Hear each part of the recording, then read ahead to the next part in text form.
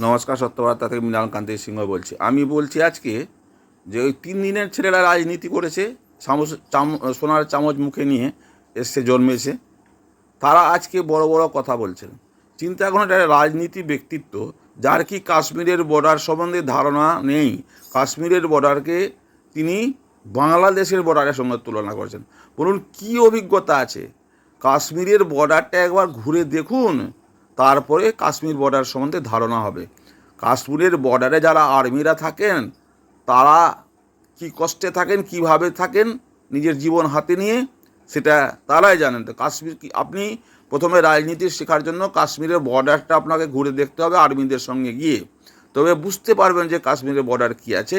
আর বাংলাদেশের বর্ডার আর কাশ্মীরের বর্ডারের সঙ্গে তুলনা হয়, রাত দিনের ব্যাপার, তফাৎ আছে।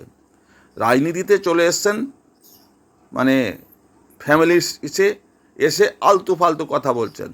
আরে এখন যে হারে পশ্চিমবাংলাতে এবার বিরোধী দল যে হারে প্রতিশ্রুতি দিয়েছেন, আপনাদের ভোট টিকানো সম্ভব হবে না, মহিলা ভোটারদের আটকানো যাবে না। যত প্রতিশ্রুতি, 3,000 টাকা করে মাসে মাসে, যাতায়াত ব্যবস্থা, পরিবহন ব্যবস্থা ফ্রি, মাতৃত্বকালীন ভাতা 21,000 টাকা করে, এবং নানা রকম বিপদ আপদে বার্ধক্য ভাতা তো আছেই, আরও স্বাস্থ্যের ব্যবস্থার জন্য তাদের অনেক কিছু করেছেন। এবং যেটা আমাদের রাজ্যে সবচেয়ে ভালো, যেটা সংস্কৃতির ব্যাপার আছে, সেটা সম্বন্ধে, ধার্মিক সম্বন্ধে অনেক কিছুই প্রোগ্রাম করে রেখেছেন। এবং বড় বড় মেলাকে ইউনেস্কোর থেকে স্বীকৃতি দেওয়ার ব্যবস্থা করছেন।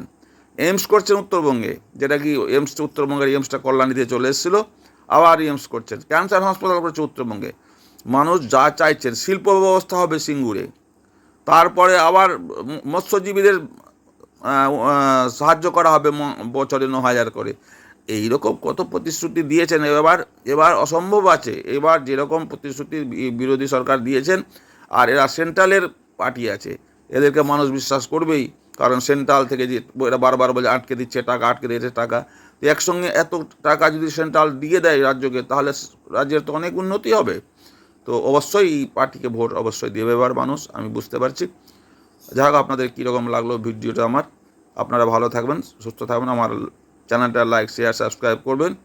তবে ভোটটা কিন্তু ভেবে চিনতে এবার দেবেন, আপনার যাতে মনে হয় দেবেন, কিন্তু ভেবে চিনতে দেবেন।